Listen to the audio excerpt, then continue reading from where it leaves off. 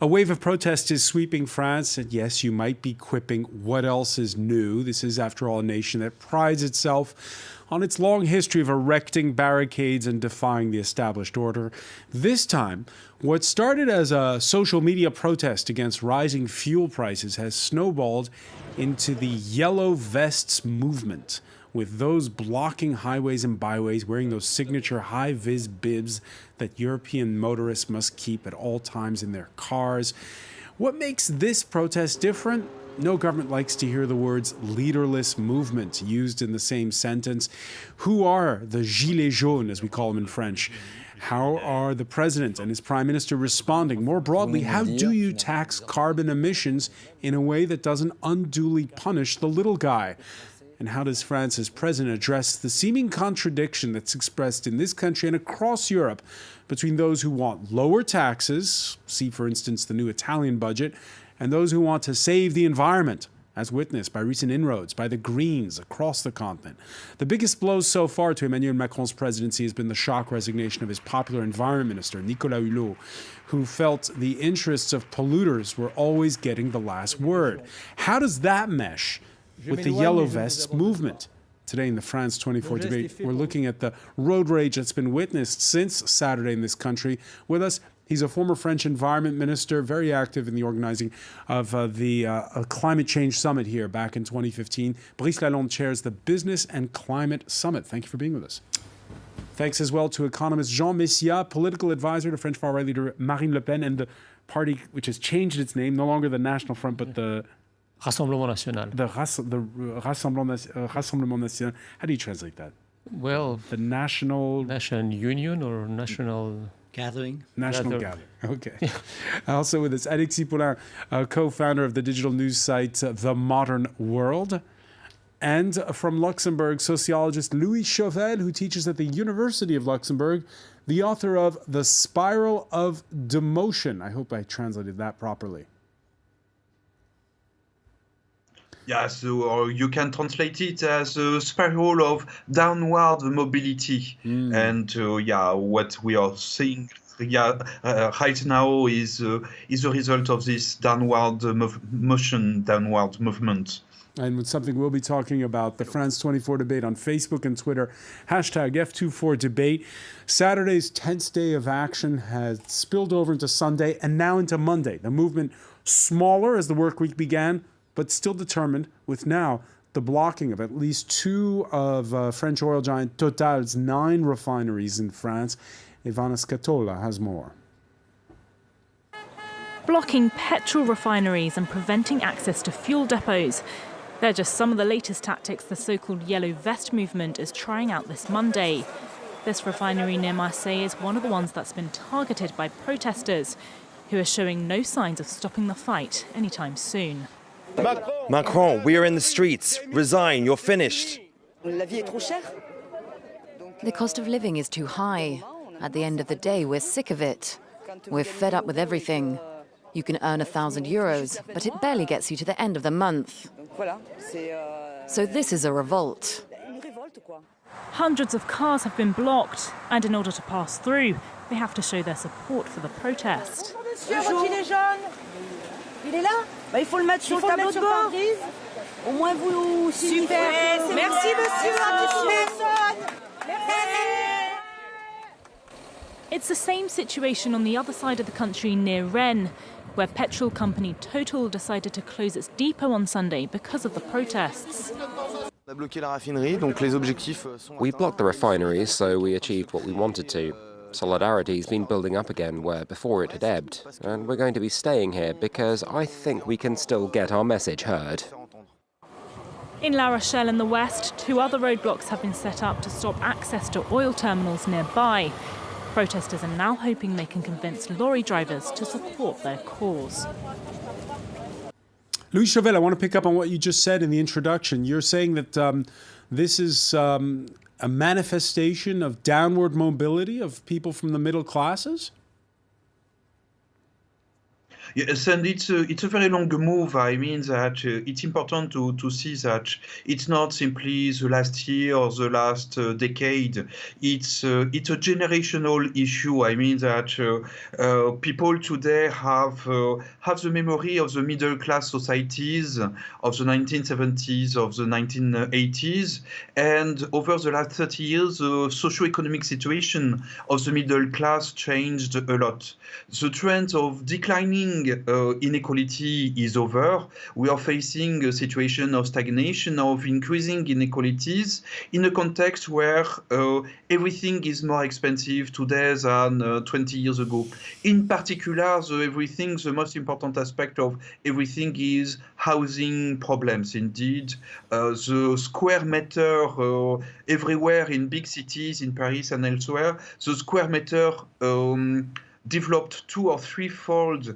It had been such intense that for a middle class family, it was possible in Paris to buy 9 square meters in the 1990s with the accumulated wages of 1 year. 1 year equal 9 square meters. And now it's the same year of wage represents only 3 square meters. And it gives an impression of diminishing life. Everything is more expensive, not absolutely everything, not computers, but real life. I mean, phone bills, insurance company bills, and all those kind of common aspects are more and more expensive in the lower middle class categories.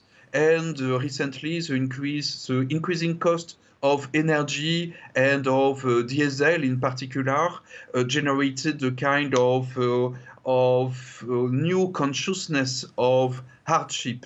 And this situation is not specific to France. The Yellow Vest movement is specific to France, but it's simply a small part of a very long process of increasing frustration, of saturation of frustration due to the increasing gap between needs and desires and the reality of socio-economic situation of the lower middle class All in right, France. so less spending power, Brice Lalonde, and now prices go up at the pump, and it proves to be a spark. Is that Yes, how you it's- see what's happened this weekend? Yes, because I think he's right. I think it goes much deeper than a protest against the carbon tax. People are afraid or concerned by the future. They feel a drop in the purchasing power they have, and so they are angry against that. Now, of course, the carbon tax or the pump was perhaps the last straw who broke the camel's back. But I think it's very serious. I think it's serious, but it's a good thing that it comes out now. It's a good thing because today the climate policies of the world is on the table. It's not only the Greens or the environmentalists. All the French society and probably all in Europe are discussing how are we going to do it. And probably it's right that there's not enough social consideration. Look, why would car be taxed and not airplanes, for instance? Airplanes for the rich people, they go away in the world. No taxes, but for the people who has a car and goes to the pump neighborhood, taxes. So there's certainly things to be done on the social side. We need a social contract for the energetic transition. Yes, we need that right now. Do you agree with that diagnosis, Jean Messiaen? Yes, I think that environmental issues have nothing to do, in fact, with these hikes. Because actually we have a period of 30 years back where the fiscal basis declines because of disindustrialization of our countries, against which governments did nothing. We have this model of free trade and open borders that makes that what we consume nationally, we buy it at thousands and thousands of kilometers away. So if you take the pollution that make one big tanker across the planet that brings merchandise from China to France, it is equal to several hundreds of thousands of car pollution. So when the industrial and fiscal basis is reducing to keep the same rate of fiscal pressure, you must increase the rate of taxation. That's what's happening. This is the substance. After that, you have the form. I mean, we have in power the Emmanuel Macron government, which is. By the way, the current taxes on prices at the pump, and you're right. France is in the median in Europe, about half of the of what you pay for when you go fill your tank is taxes.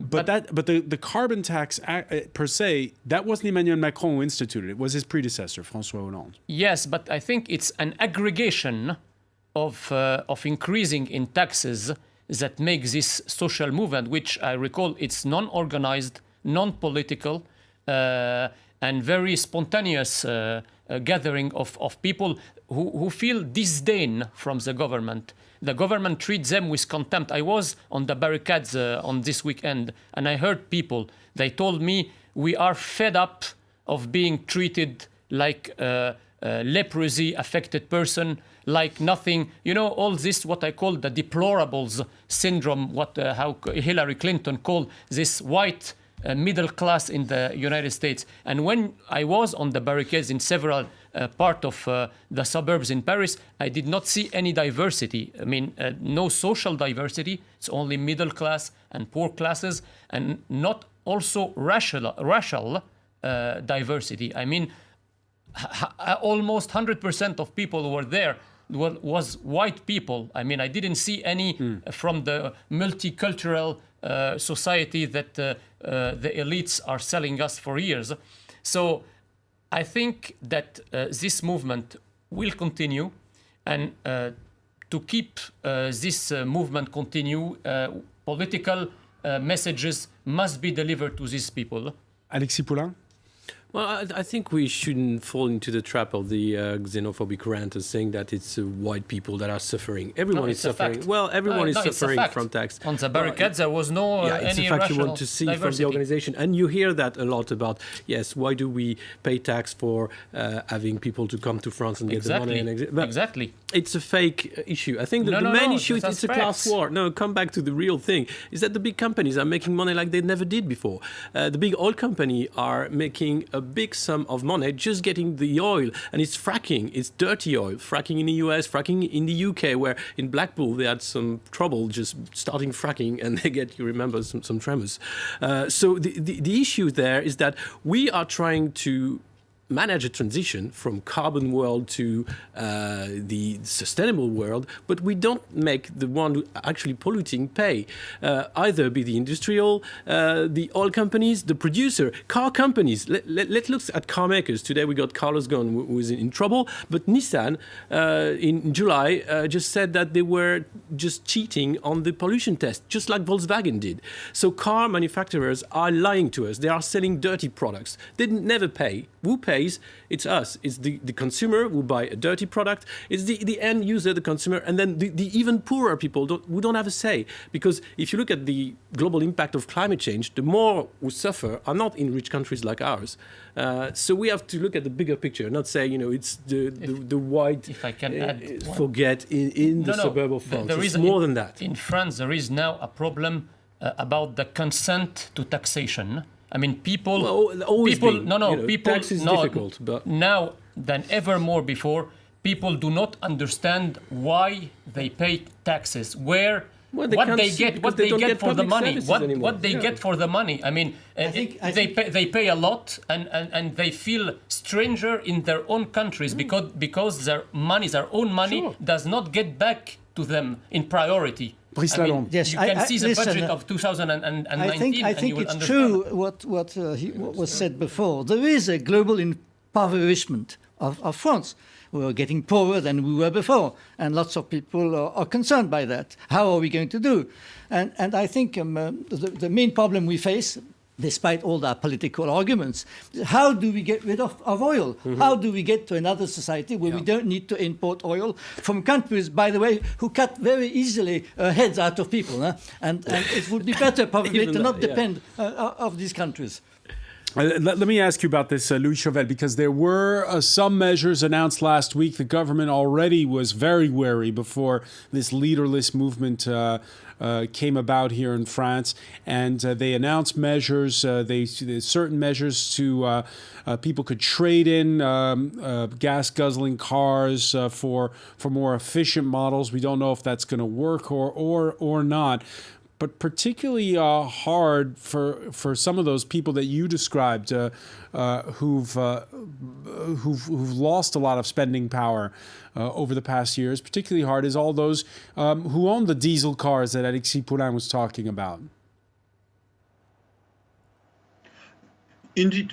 What we have to figure out is we have to think of the frustration. Typically, the answer of the government last week was to face the situation of massive frustration of the French population. Many people in France have the impression to be trapped in a model of reforms where they cannot find their own escape. I mean that many in front of the cost of housing in France, many French people in the younger generation, in the generation Y, let's say, decided to live far away from central cities, and then they became trapped with a lifestyle based on cars, and there were many incentives to have diesel cars in the last 5 years. And what they discover today is that the old promises they received to survive in front of increasing costs is now. So what should the government do? What should the government do on that score? What do you do to people like you say who couldn't afford to live in the inner city, moved out further away to the exurbs, and own that diesel car? What do you do? It's much less a question of environment, oil, or of energy consumption. It's at first a problem of lack of hope regarding futures. And you have to be aware that 1 year and a half ago, the election of Macron created a situation of large or extreme hopes regarding the capacity to change the country. And now you have the backlash of this kind of hopes in massive frustrations. What is to be done? Come on. The question is much less a situation of what is the solution to this trap than the consciousness that we are now in the 21st century. In the situation of France, the situation is extremely difficult in the sense that I come from France, I live in Luxembourg. In this country, Louis Chauvel, I'm going to interrupt you. I'm going to have to interrupt you very briefly because we have to take a very quick break. I apologize. We'll be right back. We'll pick up. You're watching the France 24 debate.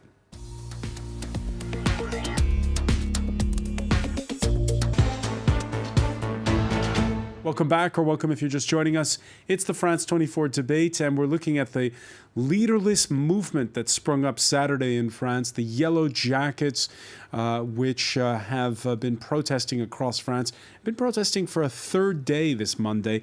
With us to talk about it, former French Environment Minister Brice Lalonde, who chairs the Business and Climate Summit. When's the next summit? Next summit is in July, probably in China. Probably in China, okay. With us as well, economist Jean Messia, political advisor to French far-right leader Marine Le Pen, Alexis Poulain, co-founder of the news website The Modern World, and Louis Chauvel, sociologist, who joins us from Luxembourg and teaches at the University of Luxembourg, author of the Downward... Or how did you translate it? I'm sorry. This I put the spiral of demotion. Sorry, say it again. Yeah, spiral of downward mobility. Spiral of downward mobility. Now, Louis Chauvel, before there were the Yellow Jackets, there were the Red Caps. Back in 2013, then French President François Hollande instituted what we called an eco-tax on trucks. But the Bonnet Rouge, as they're called in French, smashed up highway tax and radar ticket machines. And soon after, the government did an about-face. That time, though, there was the realization afterwards that some of the big bosses in the trucking industry had encouraged those red caps to protest. This time around, there is no leader, it seems. Indeed. Yeah, the question of leaders is simply a kind of old tradition in France. In France, in the 19th century, we had Jacquerie.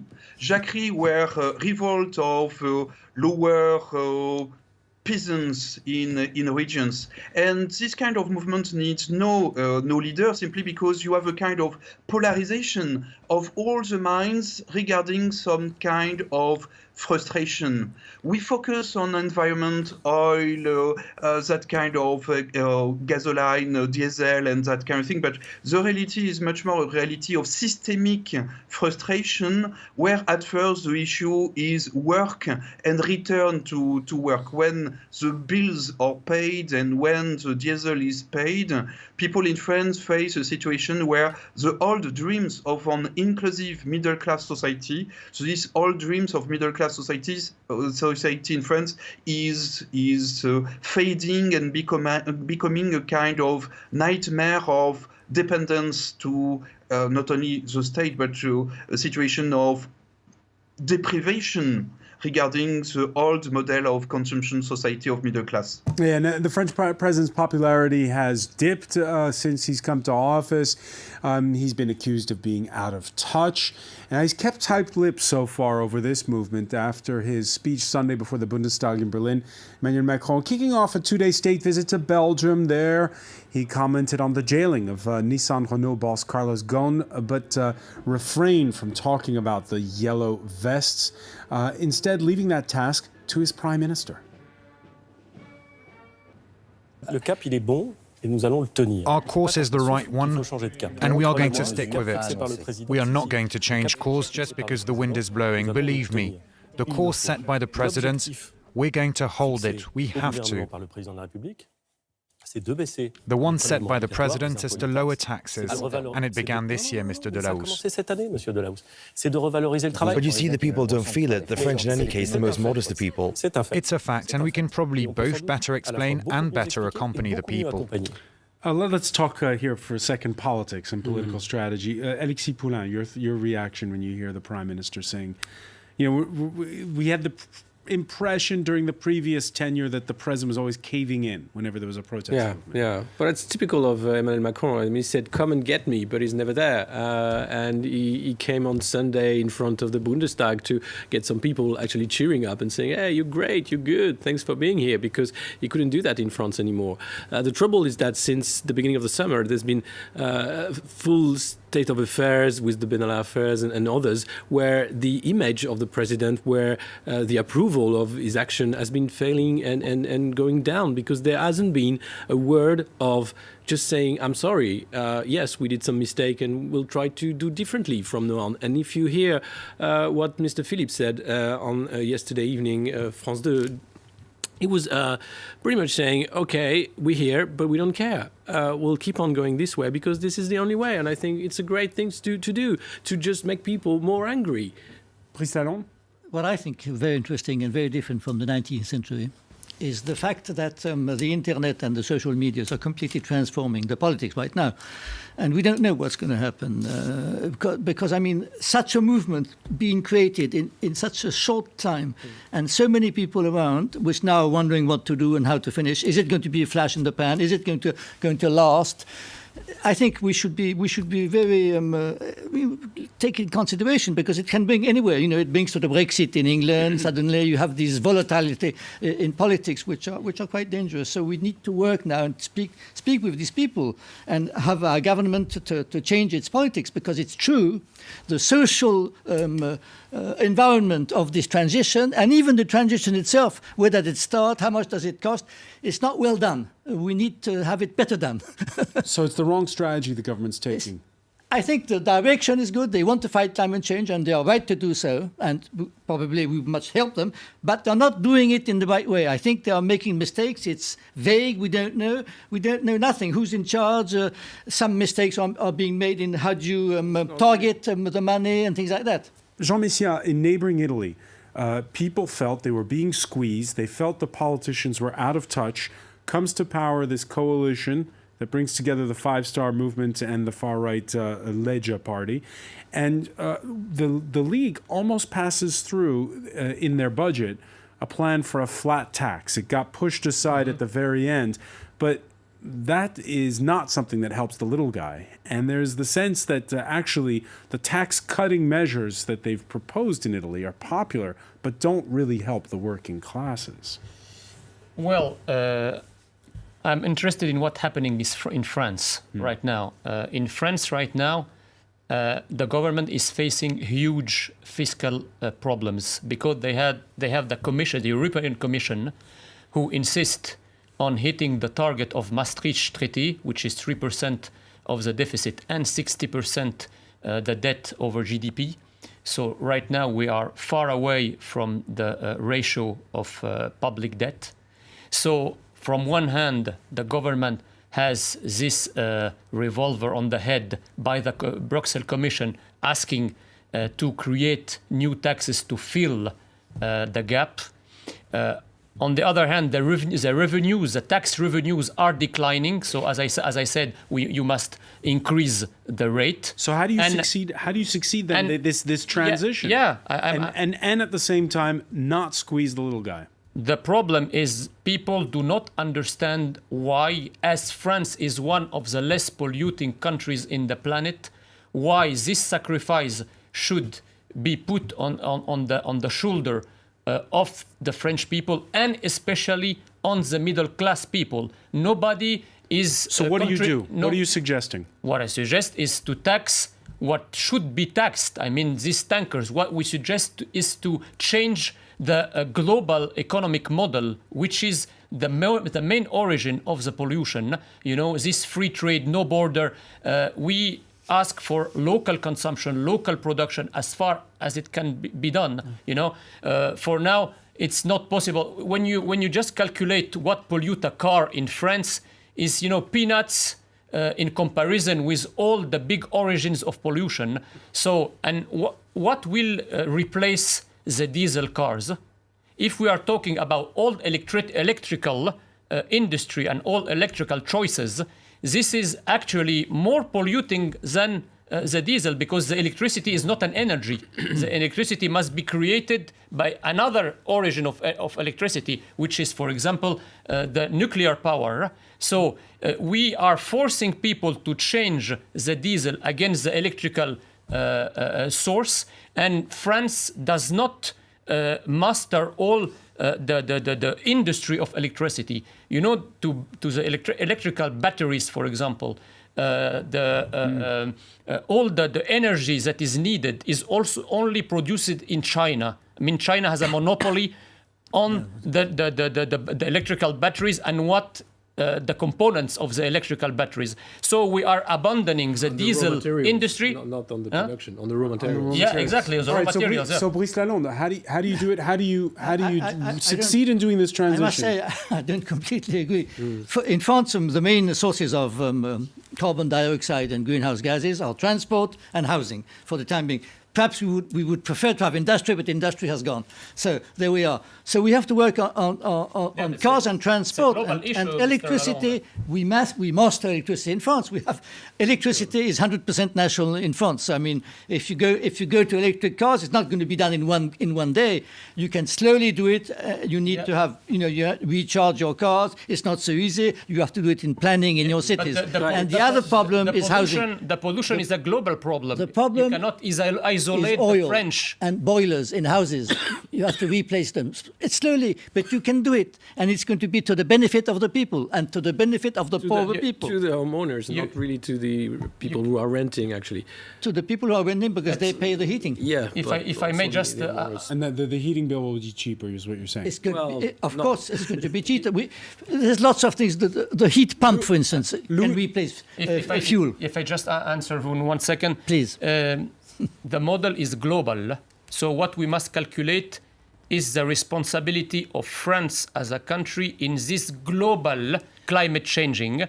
So even though if in France the origin of pollution is cars and housing, it is peanuts in comparison of all the world sources of pollution. Yes, but the problem is oil. We import oil, and we import oil from countries we don't even master the price. Tomorrow you will import from China. That 90% of the monopoly on the electrical sources. I think Alexis Poulain. if we go back to the Yellow Vest movement, I think there are also the fact that people don't believe in what has been sold in terms of helping for saving the planet or climate or whatever. Because we know clearly that second-hand cars, the diesel car that people will sold and sell to get new cars, will go to Africa. And they'll still produce CO2 and they'll still be running and people will still be driving this car for more than 10, 15 years, 20 years. So it's not about having a real impact on what's wrong, CO2. The real impact is not there. And we know it. So why the tax? What is the tax is created for?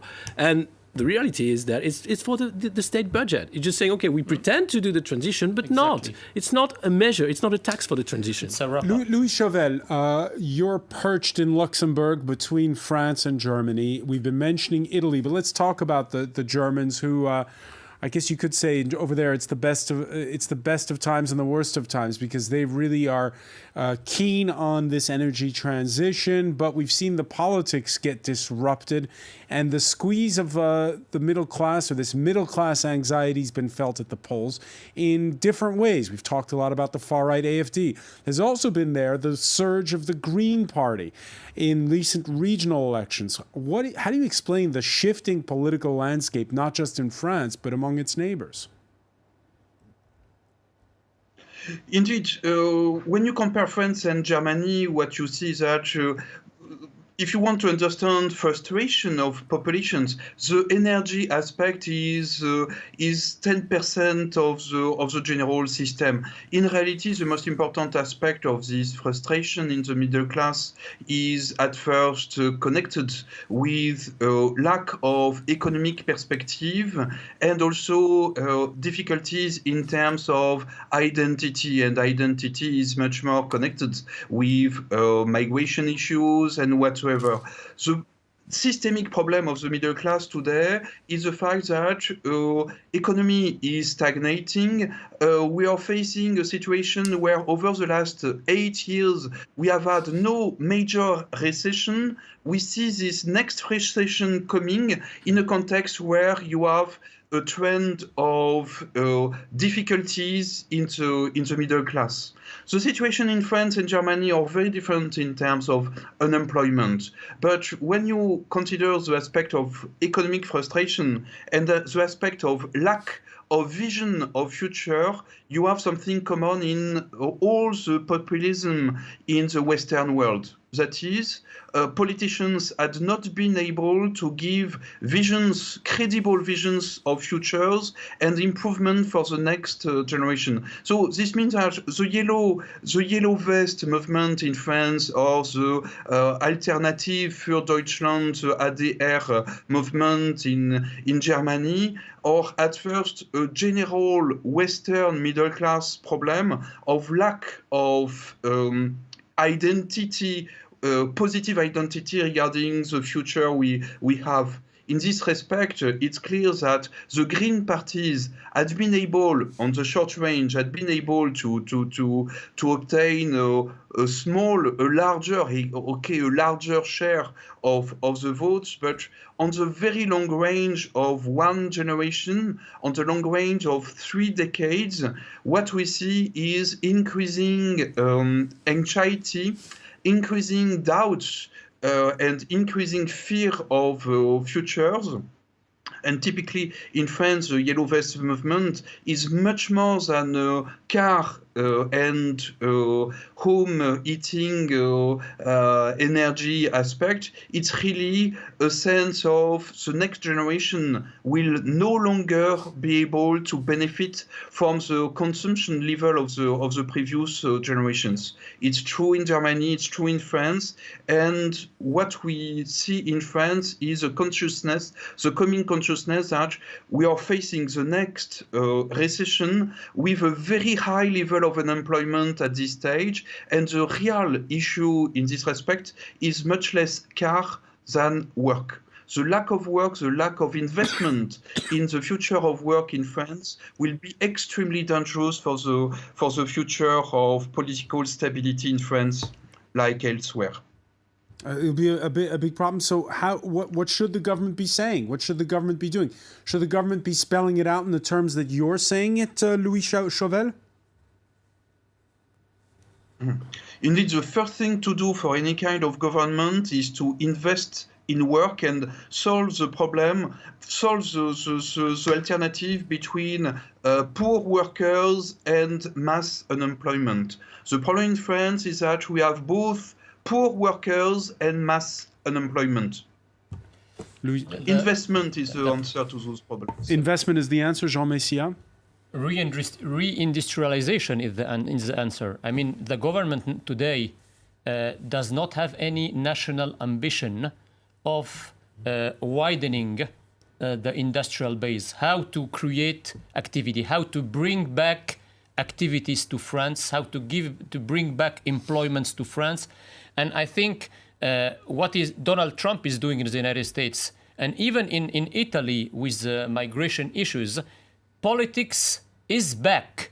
I mean, with Donald Trump and Salvini, what are they proving?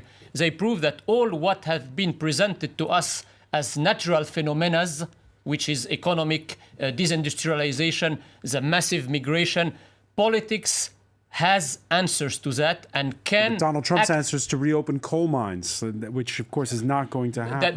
The problem now in France is what is the alternative? I mean, you can discourage people from having gasoline cars. You can force people to change their car. What is the alternative? As I said, if it is electricity, the question is rare earth. Rare earth, China has the monopoly of rare earth.